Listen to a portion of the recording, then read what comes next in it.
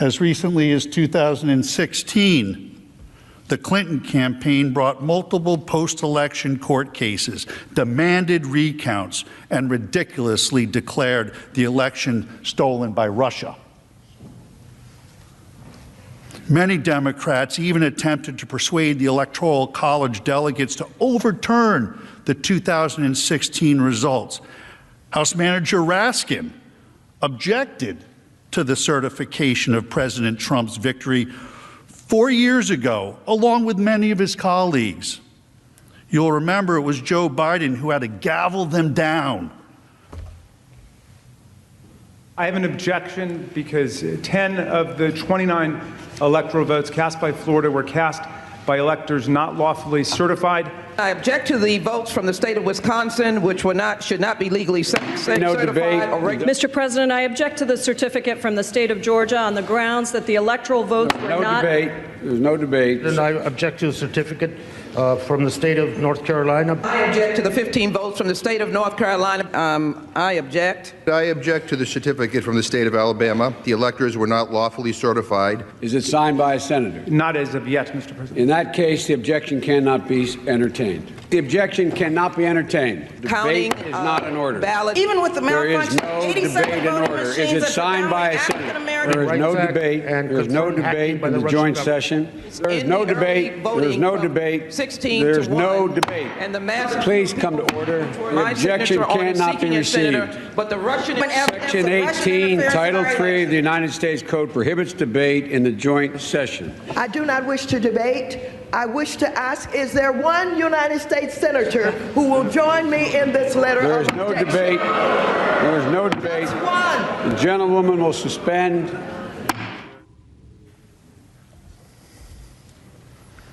In 2000, the dispute over the outcome was taken all the way to the Supreme Court, which ultimately rendered a decision. To litigate questions of election integrity within this system is not incitement to resurrection.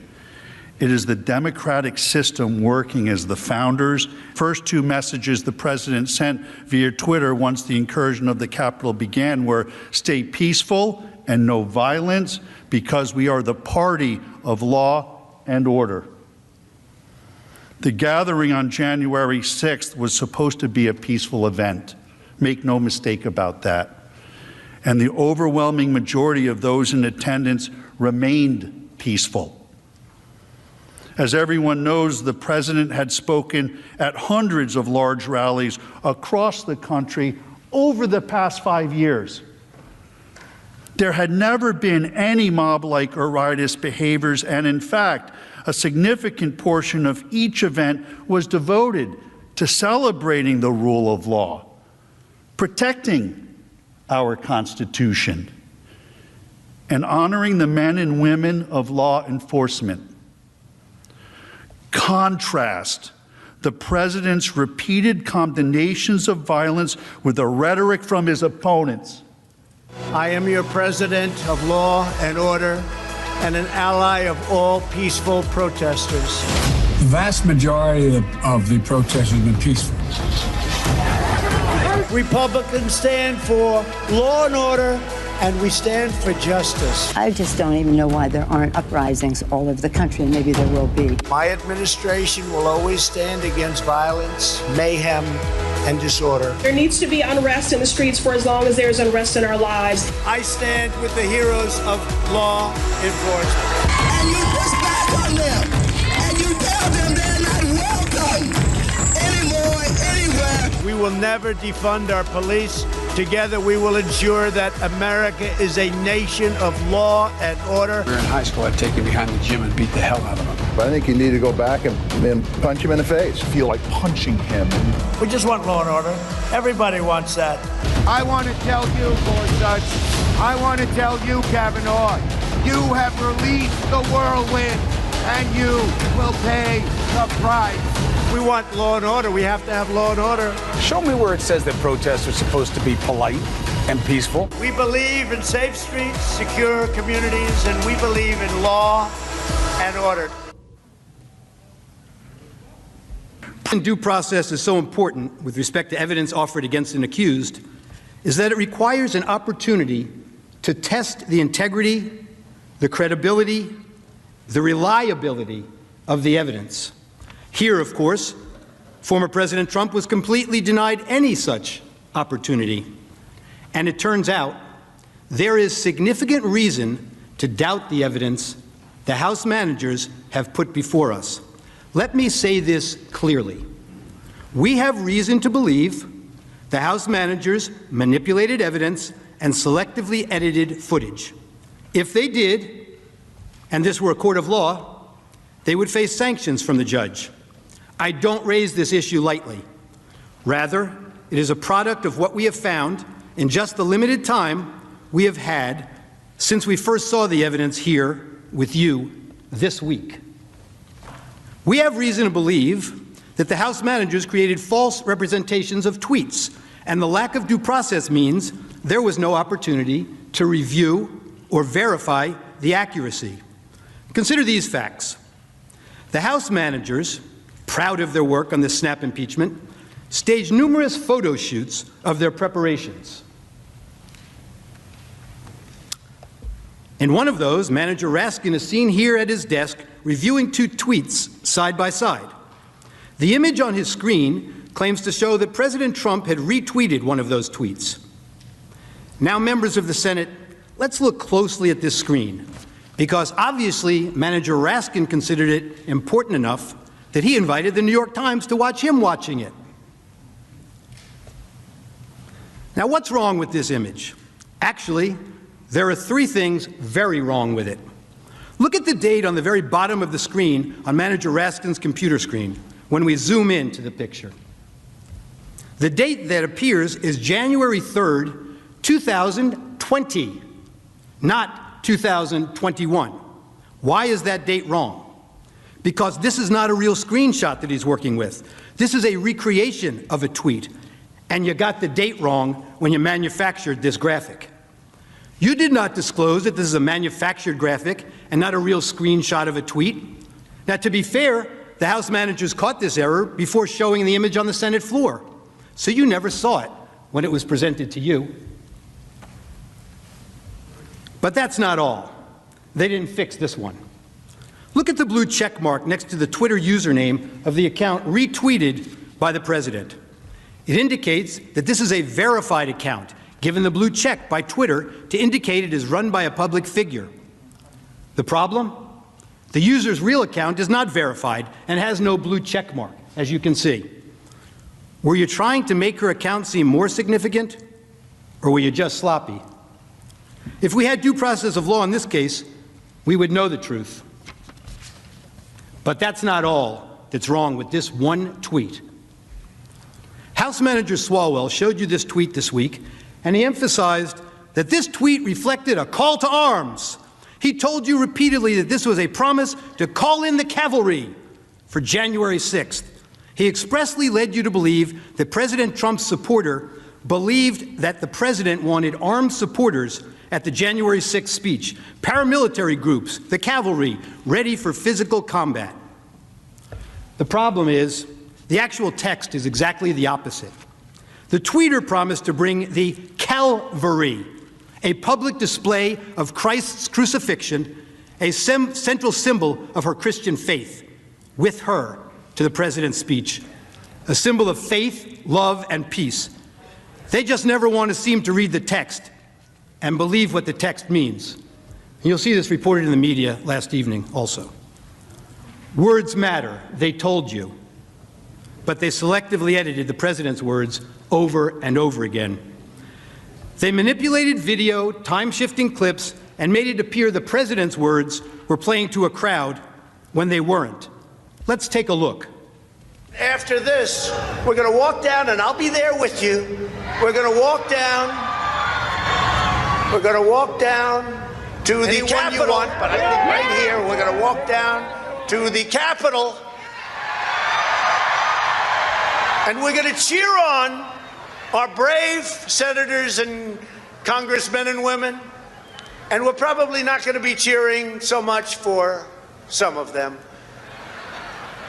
because you'll never take back our country with weakness. you have to show strength and you have to be strong.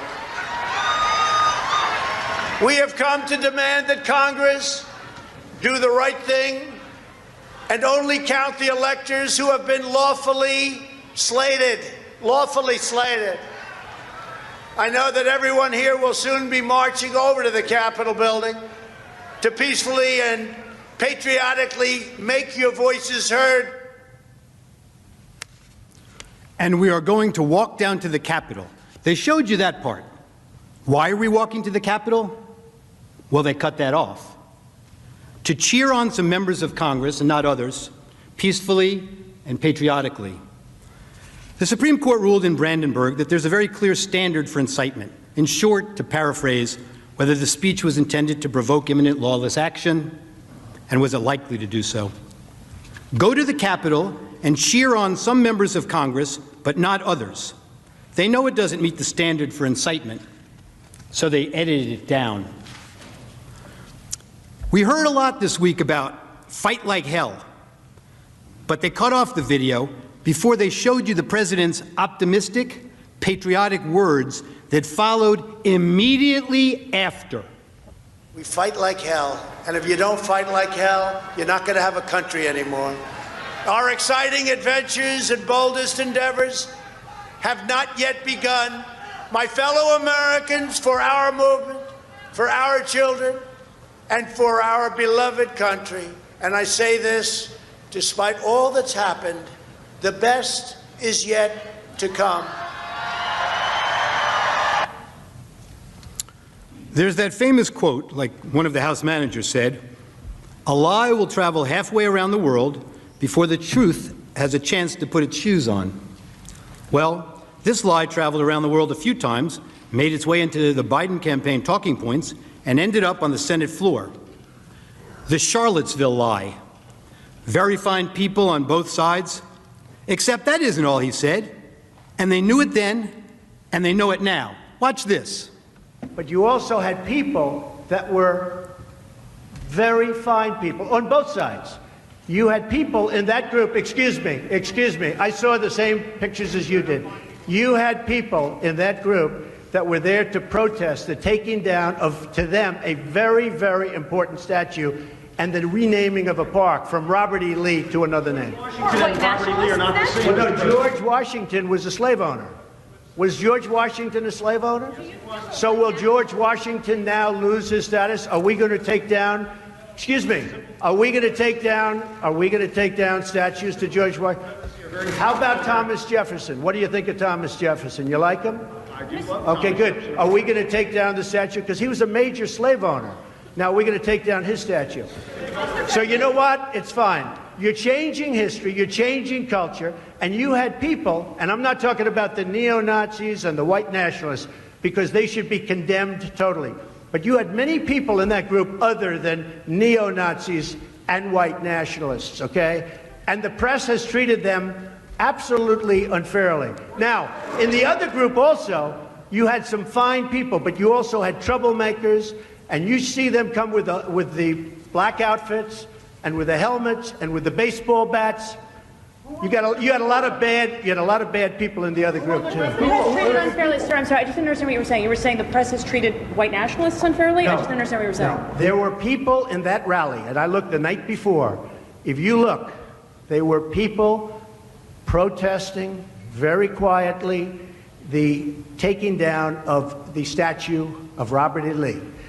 I'm sure in that group there were some bad ones. The following day it looked like they had some rough, bad people, neo-Nazis, white nationalists, whatever you want to call them. But you had a lot of people in that group that were there to innocently protest and very legally protest because, you know, I don't know if you know, they had a permit.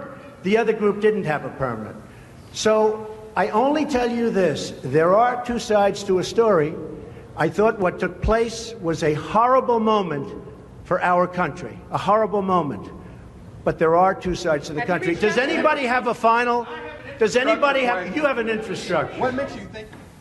This might be today the first time the news networks played those full remarks in their context.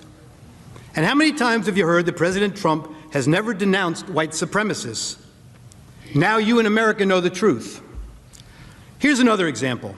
One of the House managers made much of the president's supposedly ominous words of, "You have to get your people to fight." But you knew what the president really meant. He meant that the crowd should demand action from members of Congress and support primary challenges to those who don't do what he considered to be right. Support primary challenges, not violent action. I know what he meant because I watched the full video, and so did the House managers, but they manipulated his words. You will see where they stopped it, and to give it a very different meaning from the meaning it has in full context. Let's watch. You have to get your people to fight. He told them. You have to get your people to fight.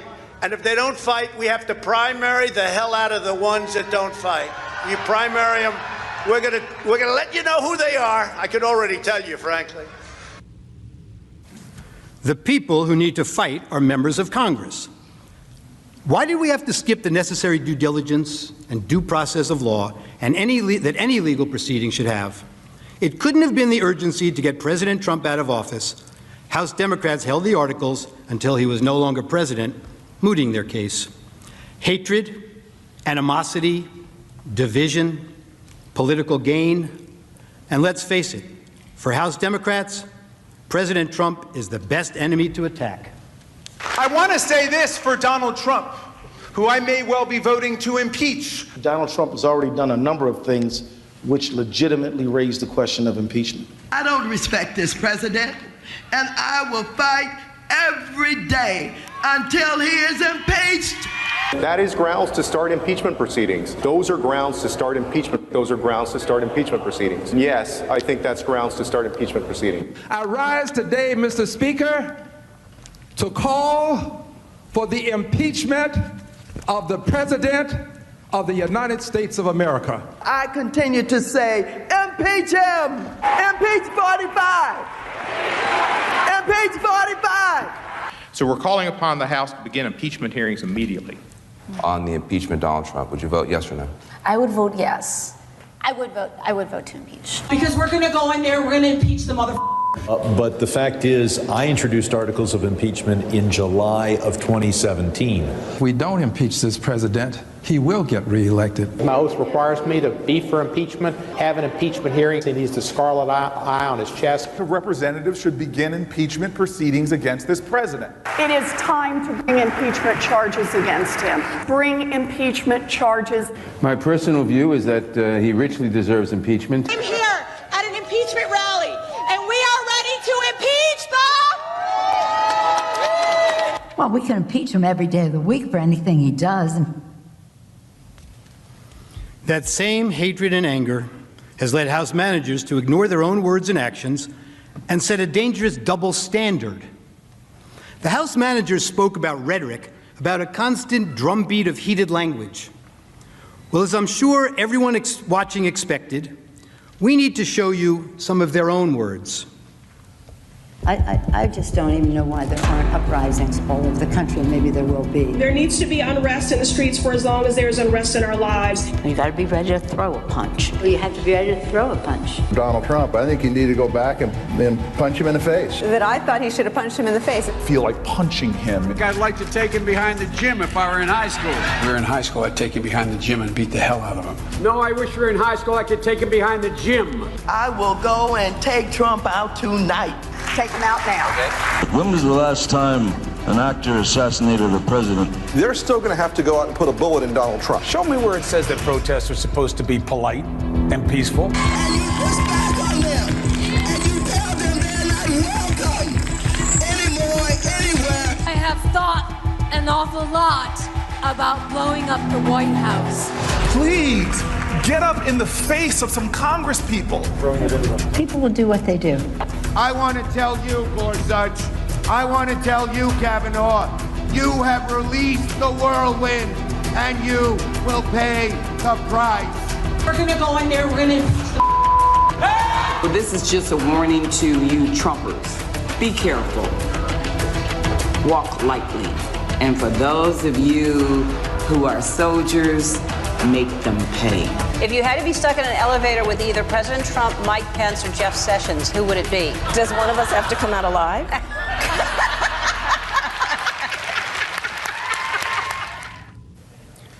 And there's more. I promise to fight every single day. One, I'm a fighter and I'm relentless, but I'm a fighter and I'm relentless. A fighter and I'm relentless. I will fight like hell. But the way I see it now is that we pick ourselves up and we fight back. That's what I think it's all about. We stand up and we fight back.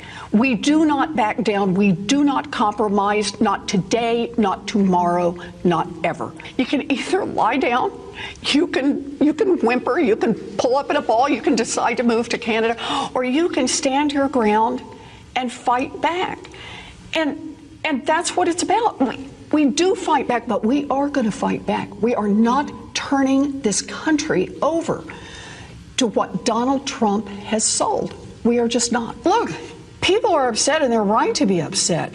Now we can whimper, we can whine, or we can fight back. Me, I'm here to fight back.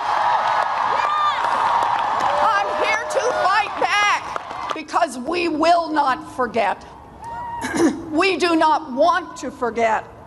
We will use that vision to make sure that we fight harder, we fight tougher, and we fight more passionately than ever. We still have a fight on our hands. Fight hard for the changes Americans are demanding. Get in the fight, to winning the fight, fighting. He's fighting. We'll use every tool possible to fight for this change. We'll fight to fighting hard. Serious about fighting and fight. We got to get on our front foot and fight back. Problems, we call them out and we fight back. I'm in this fight. I am fighting. Get in this fight. Get in this fight. Get in this fight. And fighting, we all need to be in the fight. We all need to stay in the fight. We stay in this fight. We fought back. We fought back. I am not afraid of a fight. I am in this fight all the way. You don't get what you don't fight for. Our fight. We are in this fight for our lives. This is the fight of our lives. But we are going to make sure that this fight does not end tonight. This is a fight for our lives, the lives of our friends and family members and neighbors. It is a fight, and it is a fight that we're going to work to make sure continues. It's a fight. It is a fight. It is a fight, and that's what this fight is for. Well, I'm wired to fight anyone who isn't doing their job for us. I'm John Tester, and you're damn right. I approve this message. And I'll have lots of fights ahead of us, and I'm ready to stand up and keep fighting. We have to fight. We're going to fight. We're going to fight. We need to fight, and we need to fight. We're going to fight. We got a few more fights. We're going to take the privilege of a few more fights, and we have the biggest fight of all. I will never stop fighting. I will fight like hell to fight back against anyone. We need to say loud and clear that we are ready to fight. It's a bare-knuckles fight. Now they're going to have to actually fight back against people. The fight has to be conducted. It's so important that we need to fight. Fight that fight. We have been fighting. I was fighting very hard. Time is of the essence, both in terms of the fight. I think we should be fighting. Well, I really believe we need to fight. We're simply not going to take this line down. We're going to keep fighting. So I'm telling all my colleagues, this is the fight of our life. Whose side are you on? Who are you fighting for? They're fighting, I'm fighting. We're both fighting. We will fight back. We're not going to just take this line down. I'm just going to keep the fight up. What we have to do right now is fight as hard as we can. We have to rise up and fight back. And so we're going to fight, and we're going to continue to fight. I am going to be fighting like hell. keep fighting, or we kept fighting, and we did. So we're going to keep fighting. We have to be fighting every single day. We have to fight back, and we have no choice but to do that. I think we're doing the right thing to do that. Fighting. And I'm fighting. Well, our job right now is to fight. It's really important. I'm going to keep fighting. I'm asking for the support of people across the country to fight back. And you got to be fierce in fighting. Keep fighting. Brown have been fighting. I've told President Biden I will fight like mad. I'll tell you what, now more than ever, we have to fight like hell. We have these battles on the floor of the Senate. I'm going to go down and battle, and I'm going to be down there on the floor fighting. Right. But we Democrats are fighting as hard as we can. Democrats are fighting as hard as we can. Credit it in any way, but we're fighting back. What we've got to do is fight in Congress, fight in the courts, fight in the streets, fight online, fight at the ballot box. Fighting and pushing around the clock, fighting, continue to be brave and be strong and keep fighting. We're getting people engaged in the fight. We're fighting. We've got to keep fighting and keep focused. Continue to fight. Fight. This is going to be a fight. We'll also fight him and challenge him in every way that we can, in the Congress, in the courts, and in the streets. To continue fighting, we each have an important role to play in fighting. In this fight, like so many before it, it has been a fight. The American people are going to have to fight. And about the importance of fighting, I will always fight. Fighting. But we always must fight. Joe Biden has a deep, deep-seated commitment to fight and to fight. And about the importance of fighting. But we always must fight, to fight, to fight, and to fight. As our willingness to fight continued the fight, as Joe Biden says, to fight. It's about fighting for what we're fighting for. We will tell them about what we did to fight. Truly about a fight. But truly, I do believe that we're in a fight. I believe that we are in a fight. I believe we are in a fight. I believe we are in a fight. So there's a fight in front of us. A fight for all of these things. And so we're prepared to fight for that. We know how to fight. Our ongoing fight of fight. We know how to fight. We like a good fight. We were born out of a fight. This is what is our fight right now. There's the fight, there's the fight, there's the fight, and then there's the fight to defend. Back in the fight. Our mission is to fight. That is the guiding purpose of House Democrats, fighting. He has never forgotten who he is fighting for. Marched and fought. And we just have to fight. But this is a fight for our country. Fighting the health crisis of COVID. I led the fight and continue to fight. Never, never, never give up this fight. I'm a citizen fighting for it. It means not only fighting a leader who fought for progressive change, as a lawyer who fought for people his whole life, as well as other fights. And I'm proud that to have Tim in this fight with me. And above all, it's time for America to get back up and once again fight.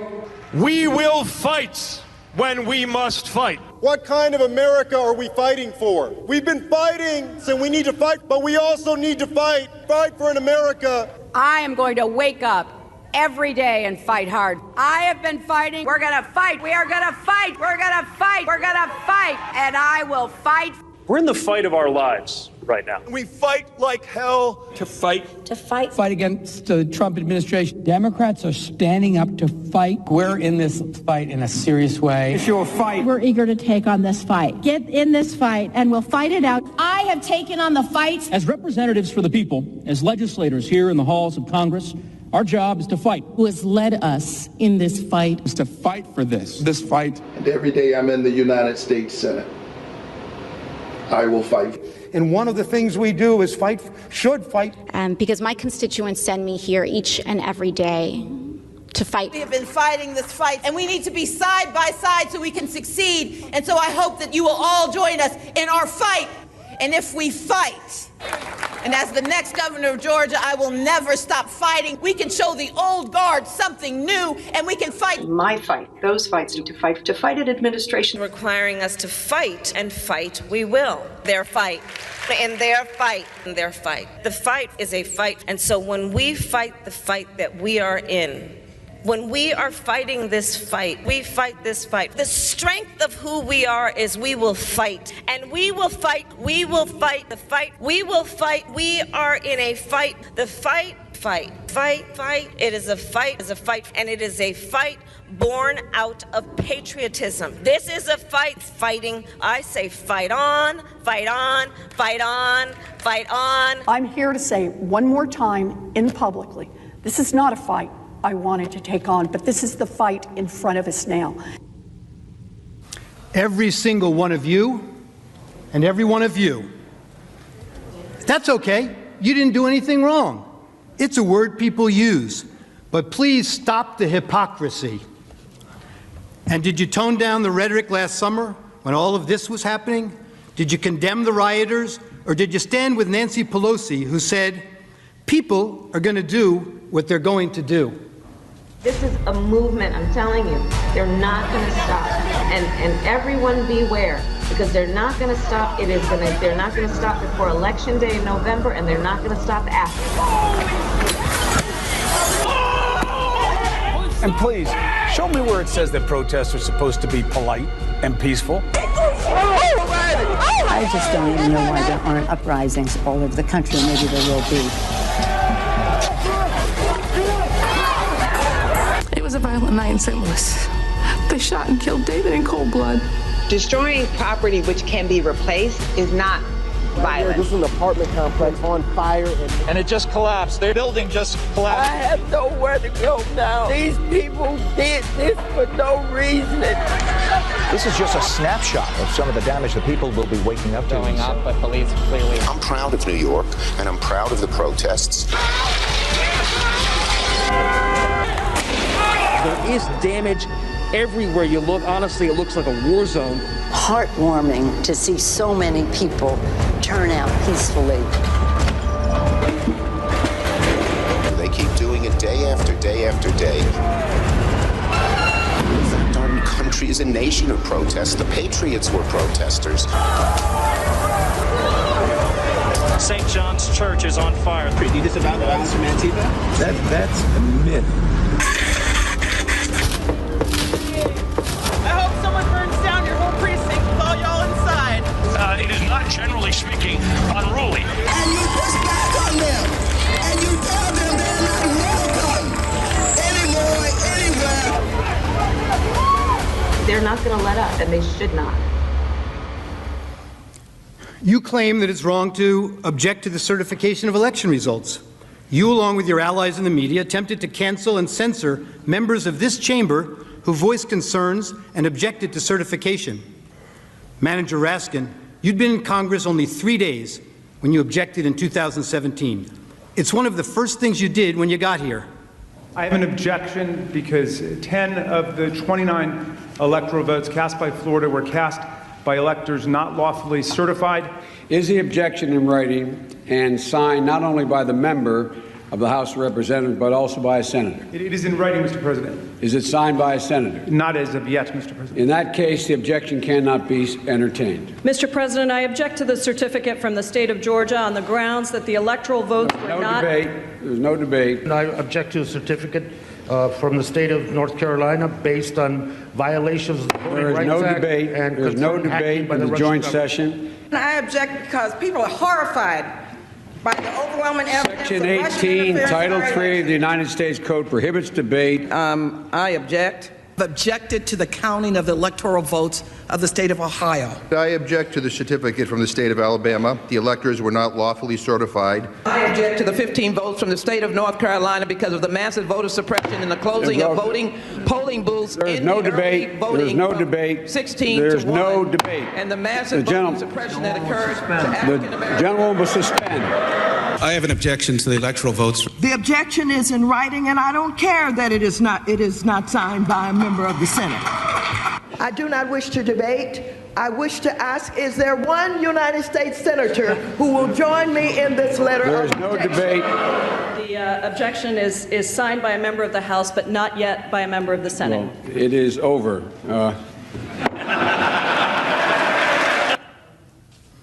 And when the House managers realized that the president's actual words could not have incited the riot, as you alleged in your article of impeachment, you attempted to pivot.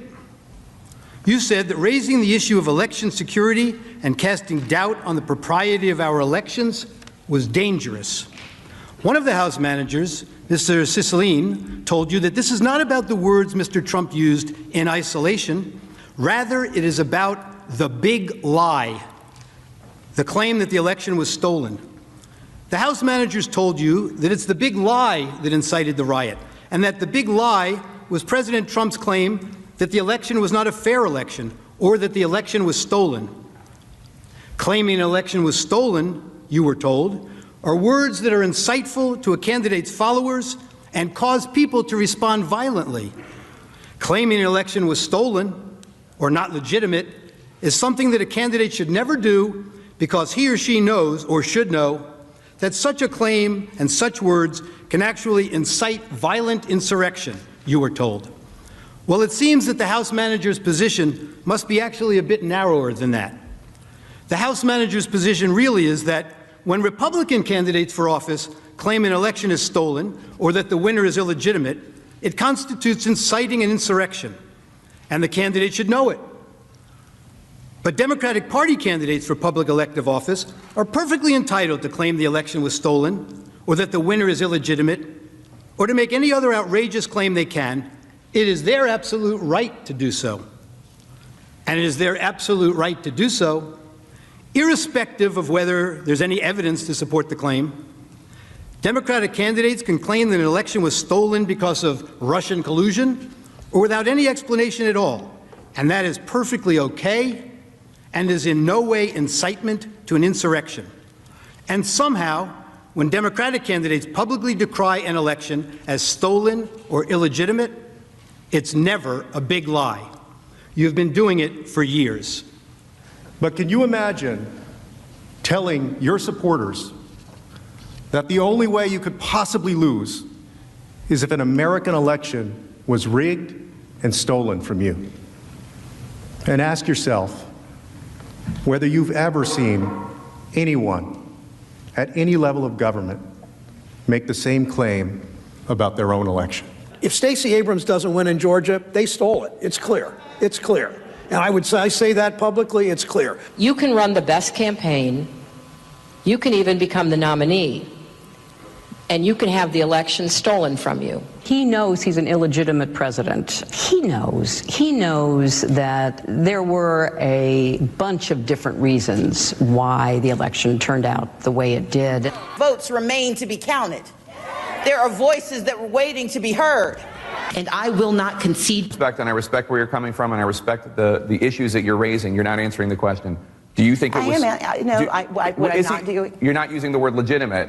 There are still legitimate concerns over the integrity of our elections and of ensuring the principle of one person, one vote. I agree with tens of millions of Americans who are very worried that when they cast the ballot on an electronic voting machine, that there is no paper trail to record that vote. But constantly shifting vote tallies in Ohio and malfunctioning electronic machines which may not have paper receipts have led to additional loss of confidence by the public. This is their only opportunity to have this debate while the country is listening, and it is appropriate to do so. House Manager Castro no longer has to try to imagine it, thanks to the distinguished senator and others. It didn't have to be this way.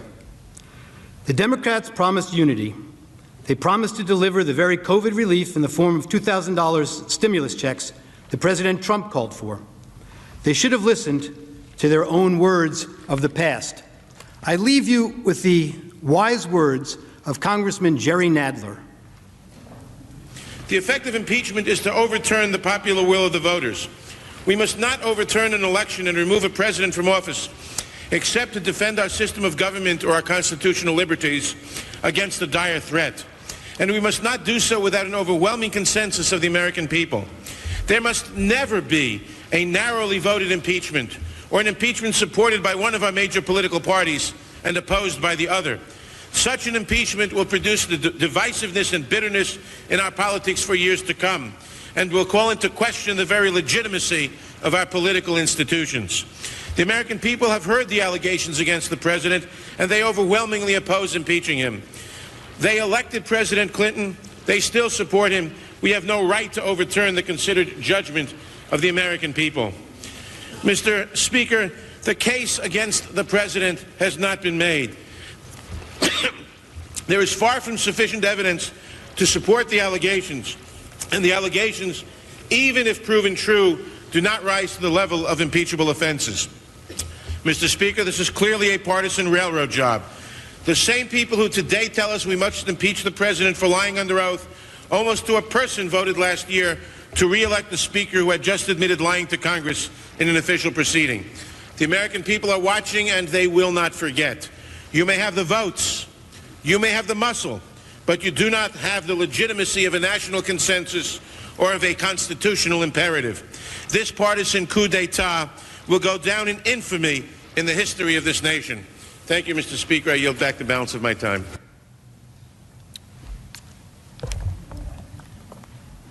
Hatred should have no place in this chamber in these proceedings. The second observation. The Senate is presented with an extraordinary task sitting in judgment of a former president's words in a speech that he gave at a political event. The House managers accused Mr. Trump of using his words to incite the horrific events at the Capitol on January 6th. But yesterday, they gave you a new and novel standard of incitement with an element of foreseeability, a negligence concept. They cite zero case law. They made it up.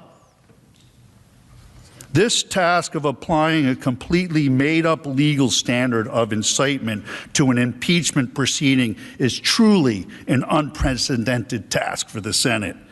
And that is something the Senate must seriously consider when deciding the issue.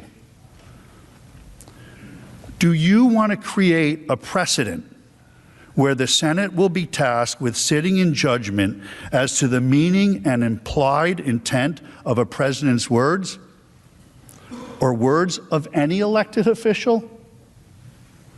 Will that allow and maybe encourage a majority party to weaponize the awesome power of impeachment against the minority to suppress a point of view?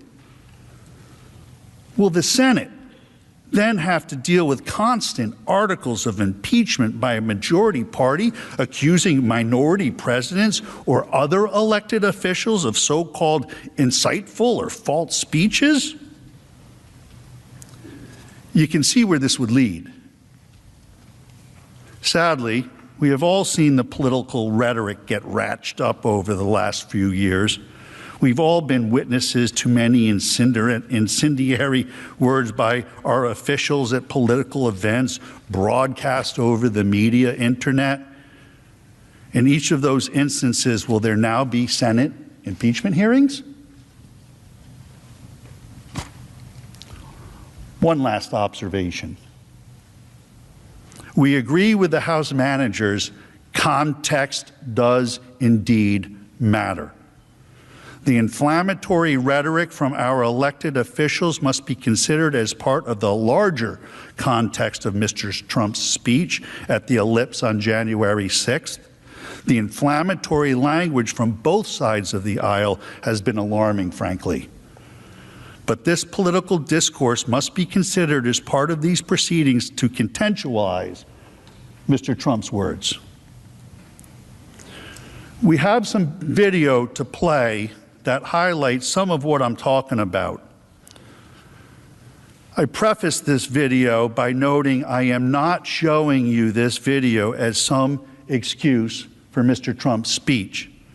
This is not whataboutism.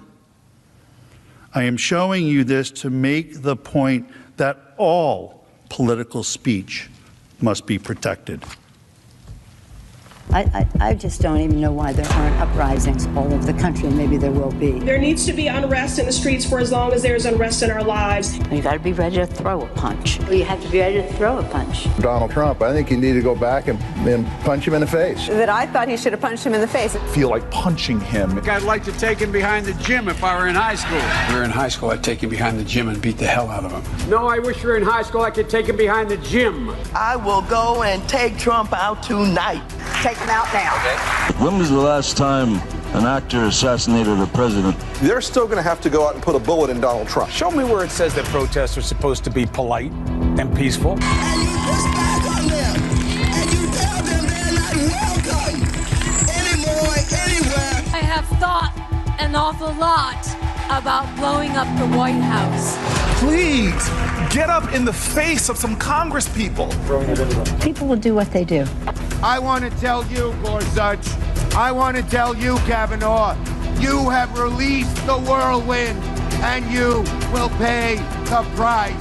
We're going to go in there, we're going to impeach the Well, this is just a warning to you Trumpers. Be careful. Walk lightly. And for those of you who are soldiers, make them pay. If you had to be stuck in an elevator with either President Trump, Mike Pence, or Jeff Sessions, who would it be? Does one of us have to come out alive?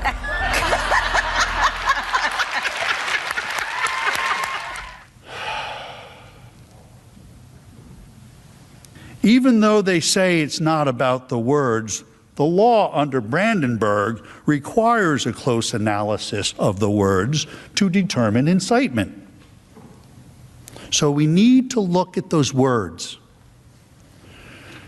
Mr. Trump did the opposite of advocating for lawless action. The opposite. He expressly advocated for peaceful action at the Save America rally. He explicitly stated, these are the words, "I know that everyone here will soon be marching over to the Capitol building to peacefully and patriotically make your voices heard." To peacefully and patriotically make your voices heard. That is how this president has spoken for years when he condemns violence, lawlessness, and rioters. The House managers have played manipulated, selectively edited parts of Mr. Trump's speech. They focus heavily on the word fight.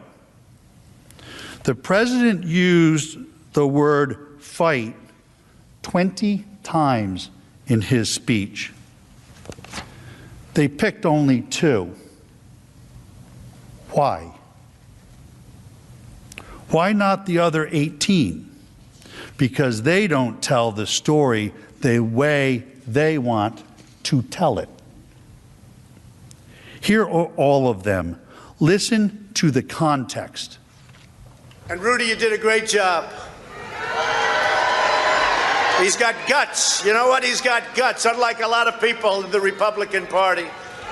He's got guts. He fights. He fights. And I'll tell you, thank you very much, John. Fantastic job. I watched. That's a tough act to follow, those two. There's so many weak Republicans, and we have great ones. Jim Jordan and some of these guys, they're out there fighting. The House guys are fighting. But it's incredible. Many of the Republicans, I helped them get in. I helped them get elected. Get rid of, how do you say, I want to get rid of America first? Even if you're going to do it, don't talk about it, right?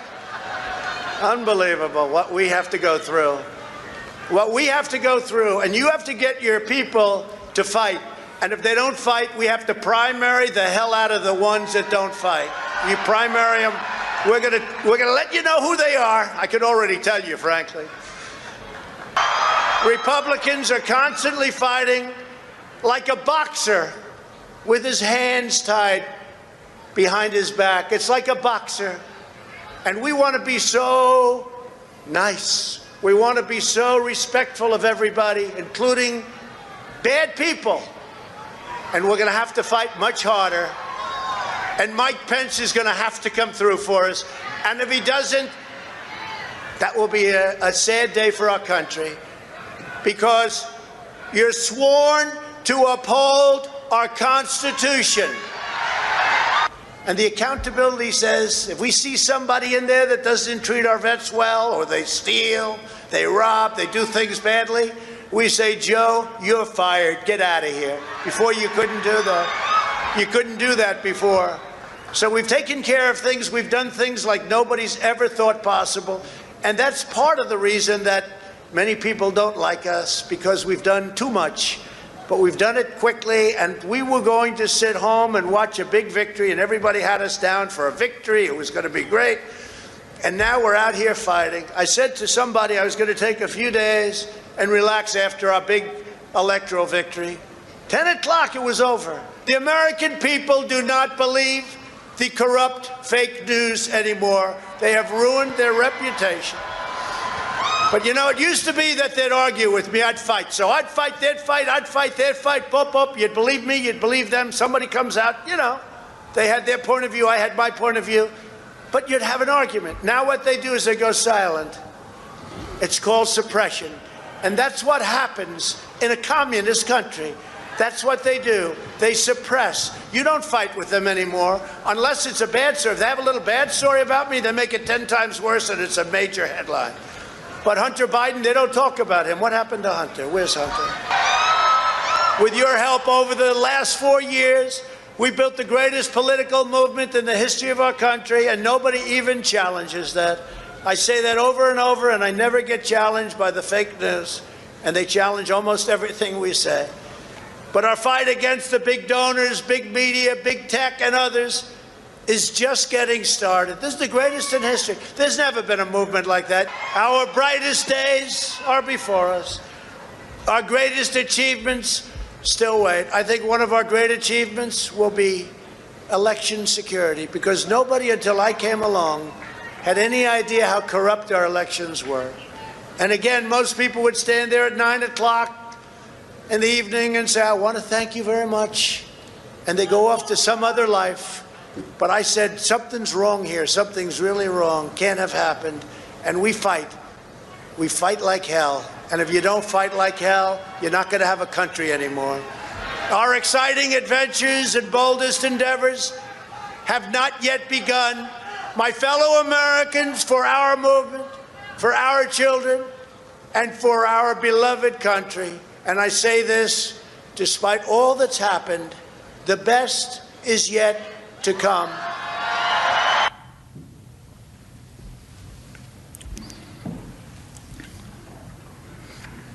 A boxer fighting with his hand tied behind his back, members of Congress fighting, Rudy being Rudy. These are the metaphorical, rhetorical uses of the word fight. We all know that, right? Suddenly, the word fight is off limits.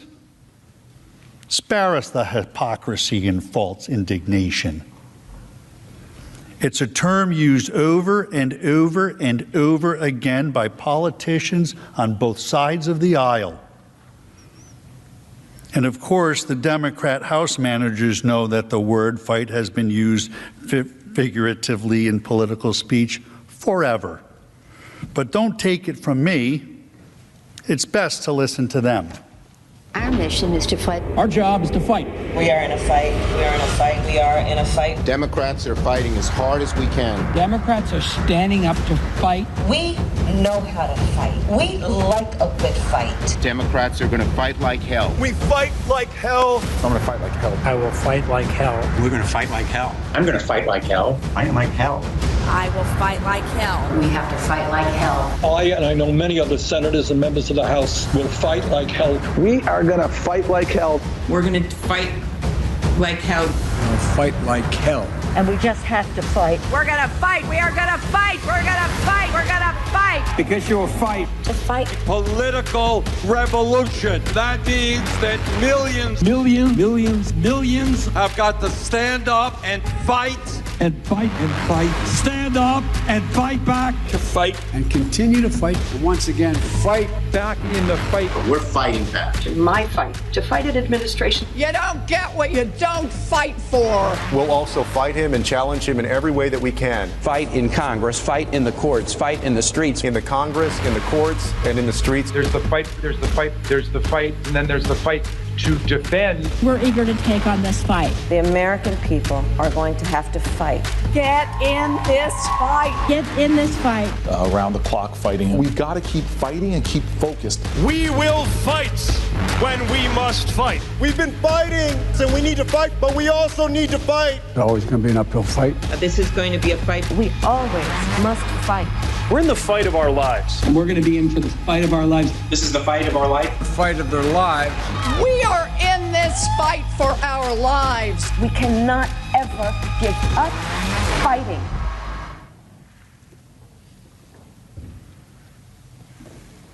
Hypocrisy. The reality is Mr. Trump was not in any way, shape, or form instructing these people to fight or to use physical violence.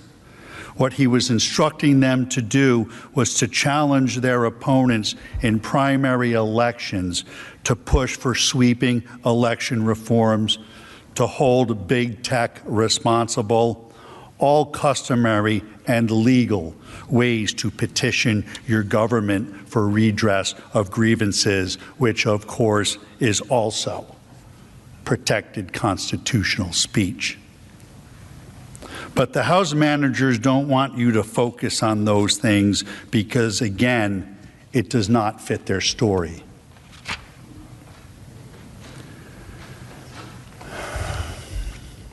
In the end, I leave you with this quote from Benjamin Franklin. Freedom of speech is a principal pillar of a free government. When this support is taken away, the constitution of a free society is dissolved and tyranny is erected on its ruins. Thank you.